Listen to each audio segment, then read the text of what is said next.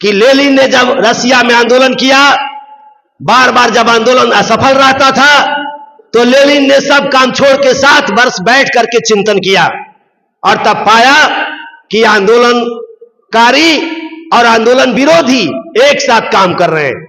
तब लेनिन ने पार्टी तोड़ा, बोल्शेविक और मोनोसेविक बना और रसिया में आंदोलन क्रांति सफल हुआ। तो मैं भिक्षु संघ और उपासक संघ से कहना चाहता हूं कि ये जो आंदोलन है एक क्रांति का स्वरूप है और इसमें आंदोलनकारी ही लोग रहेंगे तभी आंदोलन सफल होगा।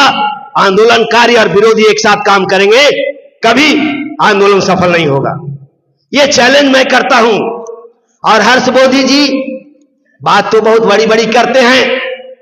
इन्होंने महाबोधि महाविहार में कहा कि बुद्ध और धम्म जो बाबा साहब ने रिटर्न लिखे हैं, मैं उनको सारे बौद्ध भिक्षुओं को अध्ययन कराऊंगा। भारतीय संविधान का अध्ययन होगा, पठन पाठन होगा। हम बहुत खुश हुए, बहुत अच्छा सराहनीय कार्य है। हमारे भिक्षु संघ, उपासक संघ सब लोग पढ़े, नॉलेज होगा। लेकिन यही एक दिन के बाद दूसरे दिन इन्होंने सारा पठन पाठन छोड़ दिया।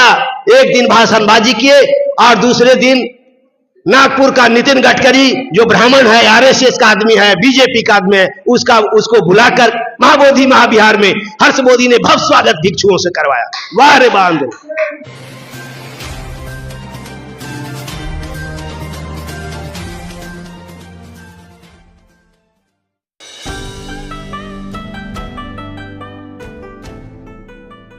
सम्मान का प्रतीक भिक्षु संघ एवं बौद्ध अनुयायियों एवं सभागार में बैठे मेरे मूल निवासी बहुजन समाज के भाइयों बहनों, नौजवान साथियों, आप सभी को मेरा नमो बुद्धाय, जय भीम, जय मूल निवासी। आज ये जो सभागार में हम सब बैठे हैं, यह एक ऐतिहासिक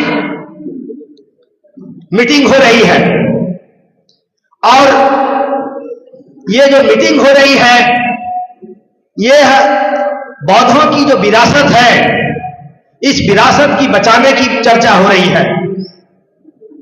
ये विरासत को बचाने के लिए हमारे जितने लोग यहां उपस्थित हैं उन सभी से कहना है कि ऐसा आज निर्णय लिया जाए कि आज का दिन इतिहास के पन्नों में नाम आए, ऐसा आज एक निर्णय यहां हो।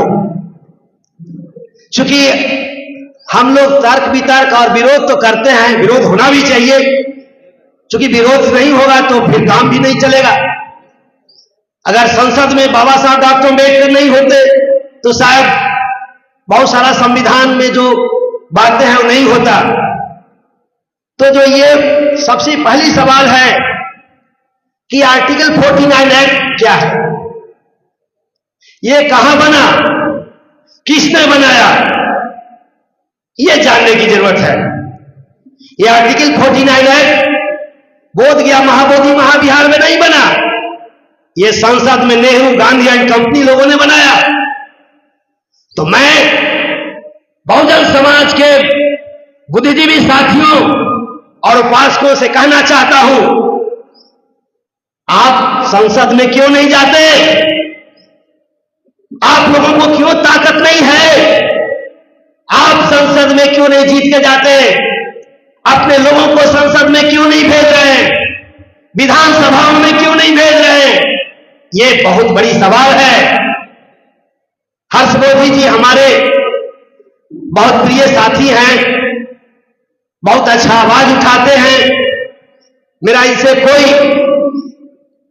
पर्सनली विरोध नहीं है, लेकिन मैं एक चीज कहना चाहता हूं कि भिक्षु का संघ ही नहीं है। भिक्षु संघ पहले, हम भिक्षु जो बड़े बड़े, अभी झगड़ा हुआ इस बात को कि पहले बड़े भिक्षु और छोटे भिक्षु, ये भी गलत है। जो बड़े भिक्षु हैं सब मिलकर के भिक्षु संघ का एक बढ़िया निर्माण किया जाए। अभी पिलर जिसका मजबूत है तो भूकंप में भी नहीं गिर सकता। भिक्षु संघ का जो हेड है प्रज्ञादीप, जो भूमिहार ब्राह्मण बैठा है, एक मिनट सर, अभी आपने कहा अपना विचार शांति से रखो, मैं कोई गलत बात नहीं बोला। तो जो स्तंभ ही आपका गड़बड़ है, भिक्षु संघ का जो हेड, जो डीलिंग करने वाला है, पूरे बोध गया के सारे मोनिस्ट्रियों को हेड डीलिंग करने वाला प्रज्ञानी भूमिहार बैठा है, बनाने वाले इन लोग सारे बहुत बड़े बड़े बौद्ध भिक्षु। आप अपने भाइयों को आप क्यों नहीं बनते ऑल इंडिया भिक्षु संघ का सेक्रेटरी, आप क्यों नहीं अध्यक्ष बनते? आप लोगों ने एक तरफ बात करते हैं ब्राह्मणवाद को भगाने की बात करते हैं, आप दूसरी तरफ ब्राह्मण को मेन उसका हेड ऑफ डिपार्टमेंट बनाते हैं। मेरा हर्ष मोदी जी से कोई झगड़ा नहीं है, लेकिन मैं एक बात कहना चाहता हूं, लेनिन जब आंदोलन किया रसिया में तो हमेशा उसका आंदोलन सफल रहता है, रहा। उसी तरह से ये आंदोलन बहुत वर्षों से चल रहा है और असफल हो रहा है। इसका कारण क्या है? कभी आप लोगों ने इस पर चिंतन किया? नहीं। ऐसा इसलिए है कि लेनिन ने जब रसिया में आंदोलन किया, बार बार जब आंदोलन असफल रहता था तो लेनिन ने सब काम छोड़ के 7 वर्ष बैठ करके चिंतन किया और तब पाया कि आंदोलनकारी और आंदोलन विरोधी एक साथ काम कर रहे हैं। तब लेनिन ने पार्टी तोड़ा, बोल्शेविक और मोनोसेविक बना और रसिया में आंदोलन क्रांति सफल हुआ। तो मैं भिक्षु संघ और उपासक संघ से कहना चाहता हूं कि ये जो आंदोलन है एक क्रांति का स्वरूप है और इसमें आंदोलनकारी ही लोग रहेंगे तभी आंदोलन सफल होगा। आंदोलनकारी और विरोधी एक साथ काम करेंगे, कभी आंदोलन सफल नहीं होगा। ये चैलेंज मैं करता हूं। और हर्ष मोदी जी बात तो बहुत बड़ी बड़ी करते हैं।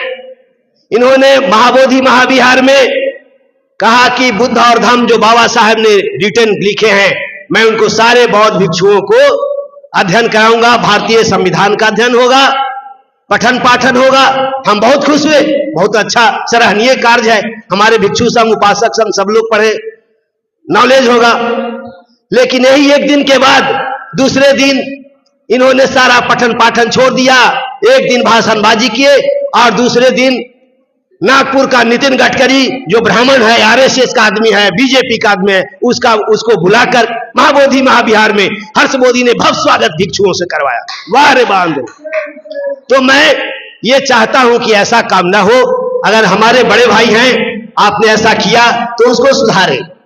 छोटा मैं भाई हूं आपका, अगर कोई गलती कहा तो माफ कीजिएगा, लेकिन मैं अपने बड़े भाई, अगर मेरा बड़ा भाई दारू पी के इधर उधर घूमेगा तो छोटा भाई का कर्तव्य है उसको सुधारने का। तो ये आंदोलन 3 तरह से सफल होगा। बहुत चिंतन करने की बात है। आंदोलन आज चिंतन किया जाए, ये आंदोलन 3 तरह से सफल होगा।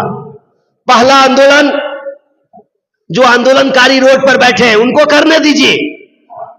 दूसरा आंदोलन, हमारे हर्ष मोदी जी और हमारे प्रियपाल बौद्ध भिक्षु ने कहा कि एक्ट जो बाबा साहब डॉक्टर अम्बेडकर ने संविधान बनाए उसके अंदर अभी लोग कर रहे हैं। मैं एक बहुत सीनियर एडवोकेट से बात किया कि सर, और एक मंत्री भी हैं, उनसे मैंने कहा लोकसभा में कि सर ये बताइए कि जब 1949 एक्ट बना और संविधान मेरा 50 में लागू हुआ तो 1949 तो अपने आप खत्म हो गया। बोले हाँ बिल्कुल। तो हम कि क्यों बेईमान आदमी इसको चला रहा है, क्यों चला रहा है इसको? कहते भंते जी, इसको रद्द करवाना पड़ता है। विधानसभा में इसको प्रस्ताव रख करके इसको रद्द करवाना होगा, तभी ये रद्द होगा। तो एक मिनट, तो आंदोलन 3 तरह से सफल हो सकता है। पहला, रोड पर भी लड़ने के लिए तैयार हो। दूसरा, हर्ष मोदी जी के अनुसार और प्रियपाल बौद्ध भिक्षु के अनुसार ये न्यायालय में भी, सुप्रीम कोर्ट में भी केस किया जाए।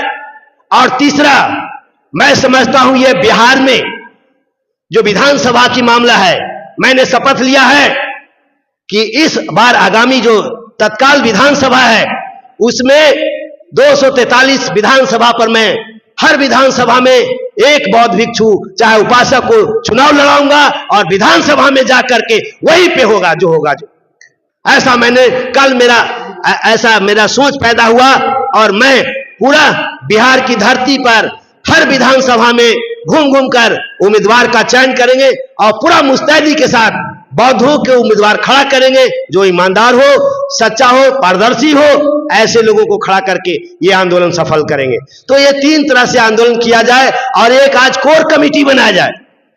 कोर कमेटी बनाया जाए, आज कोर कमेटी बनाया जाए।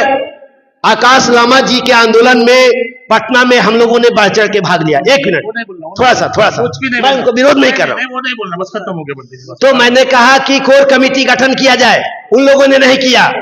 और मैंने जब लेखा जोखा मांगा तो कहा कि भंते जी गोली चल जाएगा। अरे छोड़िए, ये बहुत सारी बातें हैं, तो बस अब खत्म करता हूं।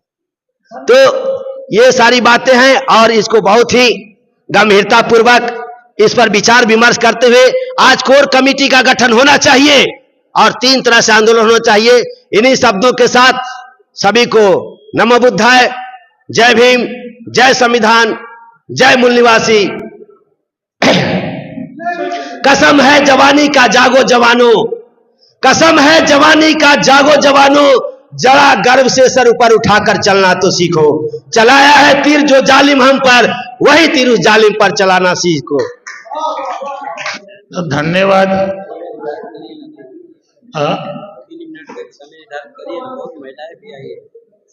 मैं छोड़ दूं क्या, मैं चला जाऊं? अभी मैं सबका अभिनंदन करता हूं। शिष्यमणि जी, मुझे बहुत खुशी हुई कि मुझे लगता है कि भंते हर्षबोधी ने जो मीटिंग आयोजन की है, तो इससे मुझे पता चला कि मेरे वजह से जिन जिन लोगों में कुछ बैठा हुआ मन में वो निकालना भी चाहिए।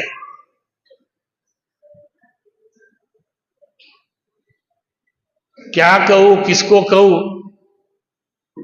हाँ, अब मैं अधिक बात बोलना नहीं चाहता। ये आंदोलन जो है, ये आंदोलन इसलिए, ये मीटिंग जो इसलिए की है कि जो आंदोलन चल रहा है उनके संदर्भ में, उसके समर्थन में चर्चा है, या मेरी व्यक्तिगत भड़ास निकालना है तो कमरे में निकालो। हाँ, वैसे जो भी कुछ मेरा गलत है तो आप मुझे अकेले में बोलो। विरोध होना चाहिए। विरोध 2 प्रकार का होता है। अब गलत होता है उसका विरोध होना चाहिए, और वह एक ऐसा विरोध है कि विरोध किया, विरोध करने के लिए विरोध हो रहा है। आप अब चिंतन मनन कीजिए। मैं बोधगया में भी हूं, मैं बोधगया में रहने वाला हूं। डब्लू भी भंते जानते, अशोक भी भंते जाते, सब भंते जी जानते, और सारे मोनास्ट्री के भी भंते जानते हमको। हम बोलना नहीं चाहते। हमने इसलिए ये आंदोलन किया है, चर्चा की कि इस विषय पर चर्चा हो, इस विषय पर चर्चा हो, और 2 मिनट का टाइम हो। आप भाषणबाजी ना करें, ये विषय पर चर्चा हो, भाषणबाजी ना करें। और